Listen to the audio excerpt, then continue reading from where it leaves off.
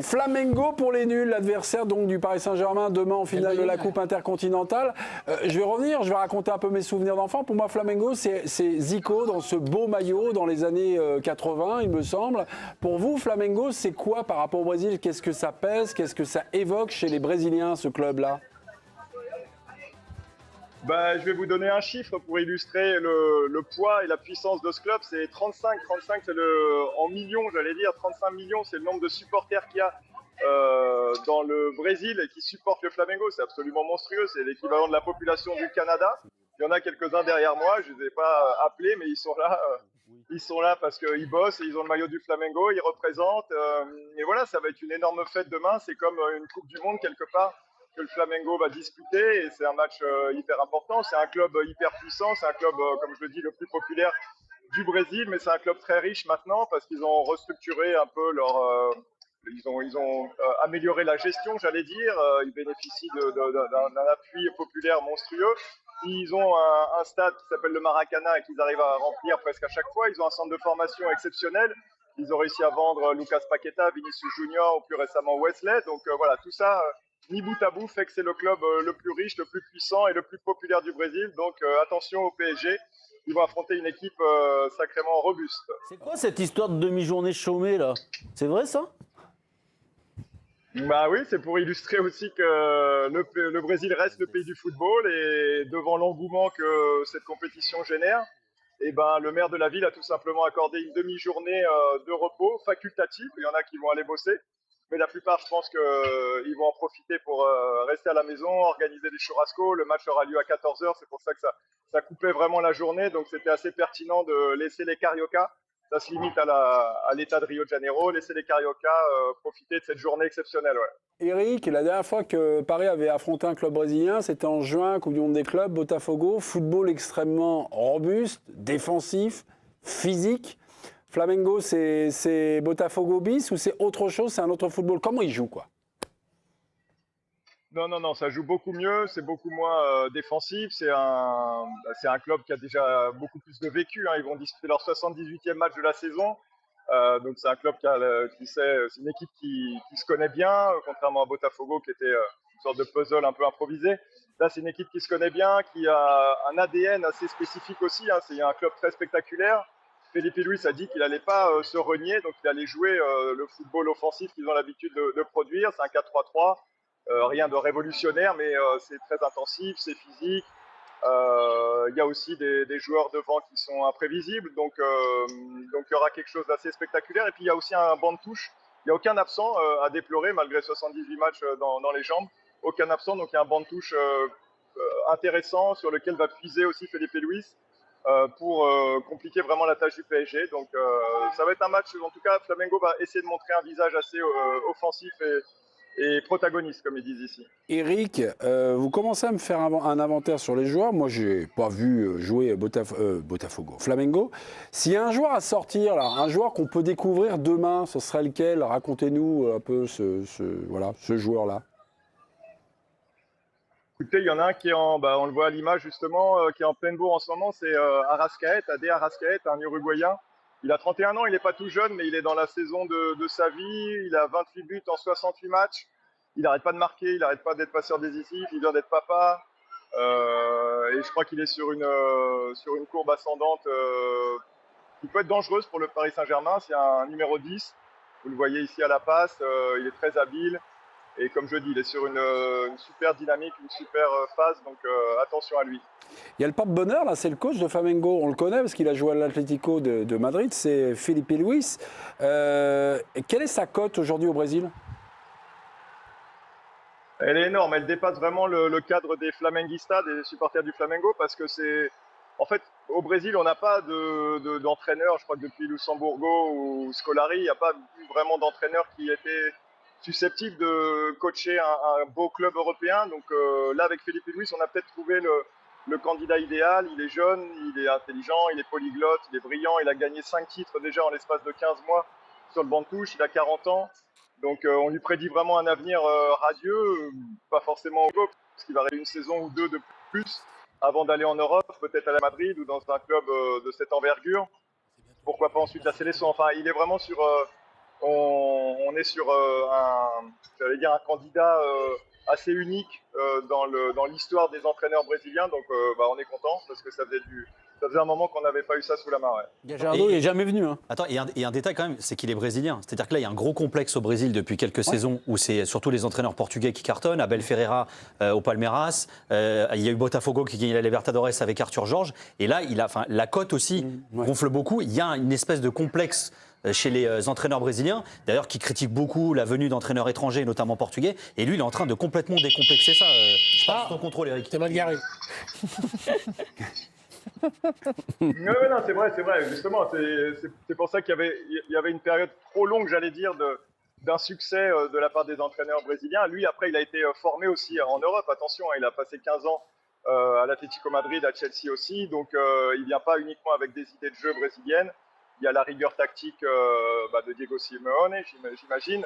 Donc voilà, c'est un mix de sa culture brésilienne avec la culture européenne qu'il a pu emmagasiner. Et voilà, c'est vraiment, enfin, j'allais dire, un entraîneur qui va montrer ses capacités à des Brésiliens qui commençaient effectivement à être vraiment complexés face aux Portugais ou même à un entraîneur italien comme Ancelotti. Ouais. Eric, ça fait quelques minutes que j'entends parler de Flamengo. Je commence à avoir un peu peur pour le Paris Saint-Germain. 4-0 contre Paris, alors. Un prono, Eric, avant de se quitter. Juste un prono comme ça.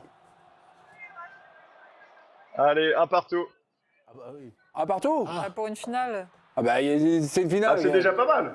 Ah, c'est là, allez, Qui gagne Allez, Flamengo penalty si vous voulez. Oh bah si vous voulez, je sais pas, moi je... Ouais. Bon bah d'accord, merci beaucoup mon cher Eric. Vous savez, si vous donnez une victoire de Paris, on va continuer à vous appeler, hein, vous inquiétez pas. Eric, merci, on vous embrasse. Finale de la Coupe intercontinentale à Doha au Qatar, demain 18h donc entre Paris, le club champion d'Europe, et le club champion d'Amérique du Sud, Flamengo. Quelle valeur accorder à ce trophée? C'est une question qu'on est allé poser à Luis Enrique, car on est partout. Écoutez Luis Enrique en espagnol. C'est le bras long. Muy difícil valorar dónde pones este trofeo. C'est très difficile d'évaluer, de donner une valeur à ce trophée. Ce qui est sûr, c'est que quand tu es une grande équipe, à chaque défaite, peu importe contre qui tu joues ou la compétition, cela devient important. Quand tu gagnes, là par contre, ça dépend. Mais c'est important car c'est une première pour le PSG de jouer cette finale. Aujourd'hui, je pense que c'est un match qui compte pour Flamengo, mais pour nous aussi. Cela fait longtemps qu'on essaie de marquer l'histoire du club. Gagner serait historique. La motivation est très grande et de ce point de vue, je ne pense pas que Flamengo sera plus motivé que nous. Alors cette coupe intercontinentale, est-ce un trophée qui compte pour le Paris Saint-Germain? Deux chroniqueurs ne sont pas d'accord. C'est pas Jingle, vrai. on y va, si, je vous assure. Des bons? Bah ouais, c'est Greg. Ah. Oui. Puis j'ai Pia, c'est non. Ah, c'est les deux meilleurs. Vous validez, président, ou pas? Bien sûr, bien Oh, président. Là, pour rigoler. La coupe Mais je sens Greg un peu intercontinentale, fragile ce soir. est-ce un trophée qui compte? Il est bien habillé. Ah, moi, je suis surpris. Non, Pia. À vous de jouer, pourquoi non? Déjà parce qu'on a deux clubs dans le coin bleu, un club qui normalement joue au Maracana, dans le coin rouge un club qui joue au Parc des Princes, et en fait on va jouer où? Au Qatar. La demi-finale du Pyramids FC contre Flamengo, elle s'est jouée devant 8000 personnes dans un stade qatari, donc déjà pour moi ça n'a pas la marque des grandes compétitions. Deuxièmement, ça avait plus de sens cette coupe intercontinentale avant l'arrêt Bosman, quand il n'y avait que la meilleure équipe d'Amérique du Sud et la meilleure équipe européenne qui s'affrontaient. Là en plus le Paris Saint-Germain a joué un seul match, ça n'a strictement aucun sens, et en plus toutes les idées de la FIFA, je les rejette en bloc. Ok, merci beaucoup. Greg, vous dites oui, c'est un trophée qui compte. Pourquoi vous répondez oui? Moi, j'ai toujours trouvé que c'était un trophée magique. C'est quelque chose qui m'a structuré dans mon enfance. Je me souviens d'un Grémio-Hambourg quand j'étais jeune. Je me souviens d'un Pénarol, le Nottingham Forest. On avait refusé 5 buts aux Anglais. Ça m'avait beaucoup marqué. Et c'était un espace de confrontation entre ce que l'Amérique du Sud faisait de mieux et ce que l'Europe faisait de mieux. C'était rare à l'époque et je trouve qu'on n'a pas perdu grand-chose par rapport à ça. Je veux dire, Flamengo est un grand club. Ça reste, même si c'est un football d'exportation, ça reste un grand football. Et je trouve que ça demeure un espace unique et, à mes yeux, un peu magique. Oui, j'allais conclure comme ça, il y a de la magie dans cette intervention de Grégory Schneider. La coupe intercontinentale, est-ce un trophée qui compte? Oui, Greg, non, Pia, président, vous êtes demandé d'urgence. Mais Greg, il n'a pas vraiment répondu à la question, je trouve. C'était pas pour Paris, moi, la question moi qui m'a non été plus, posée hein. était c'est un trophée qui Coupe compte. intercontinentale. J'ai répondu Et à pas la pour même Paris. question que toi. Voilà. Ouais, qui compte. Ouais, mais ça, alors, du coup, Si, c'est il a embêtant répondu. parce que moi, j'ai compris la question pour Paris. Mais, Non, moi, c'est pas ça. Parce Non, que mais t'as pas appelé. il a répondu. bah non, mais manifestement, valait mieux. mieux. Alors du coup, on fait quoi là? Bah, du coup, Allez, on se voit un café ou quoi? est-ce que ça compte la Coupe intercontinentale, on a cette répondu à la finale question pour qui vous compte. Ouais. Vous jugez par rapport aux arguments qu'ils ont compris. Vous adaptez, président. Vous êtes président. Ça m'intéresse parce que un club brésilien, ça m'intéresse toujours. Mais le problème, c'est que c'est toujours les mêmes qui gagnent. C'est toujours le club européen qui gagne. Bah, vas-y, depuis 20 ans, combien de fois? Je n'ai pas le palmarès. Alors depuis, Dominique, quand vous arrivez à l'équipe du soir, travaillez un petit peu. Mais je l'avais, mais je Il l'ai plus. suffit pas d'aller interviewer Delphine Verheyden et Frédéric Castro. C'est Boca, non? Depuis 2013, Oui, depuis 2013, l'Europe gagne systématiquement la Coupe intercontinentale. La dernière défaite remonte à 2012. Chelsea, battu 1-0 par les Corinthians de Je vais vous Sao parler de Paulo. Chelsea, battu par les Corinthians. Au 21e siècle, vous aimez quand on prend un peu de hauteur. Oui. 25 finales, 20-5 pour l'Europe face à l'Amérique du Sud. Quand Sébastien nous dit le problème c'est qu'à chaque fois ou à peu près, voilà, c'est l'Europe qui gagne, c'est un peu emmerdant. Moi. Oui, mais alors en Ligue des Champions, c'est toujours les mêmes qui gagnent aussi. Ah non. Bah, mais c'est les excuse-moi, mêmes tu t'en pays, prends c'est 10, c'est toujours les mêmes. C'est toujours les mêmes européen. pays. C'est Oui, les d'accord. Bah, mais t'es c'est- bien placé pour savoir que c'est pas toujours les mêmes. Excuse-moi, Non, mais, les depuis gars- combien de temps il n'y a pas un club hors Big Five qui a gagné? Enfin, alors, Non, mais là, vous faites comme ça. Pardon, mais la formule, ça oppose, on va dire, le meilleur club d'Amérique du Sud face au meilleur club européen. Non, mais attends. Là, la formule, Mais non, elle mais s'en non, mais lance. attends, C'est pas mais- ça la formule aujourd'hui. non. C'est le meilleur club Mais c'est encore européen mieux, Pierre. contre un club. Mais qu'est-ce que c'est que cette condescendance de ne pas vouloir des clubs africains ou... Si, Mais non, mais moi, c'est pas que j'en veux pas, crois c'est pas que j'aurais qu'elle voulu dise que ça. le PSG ait le même parcours. Pourquoi c'est que Non, Flamengo ça, qui est ok. obligé.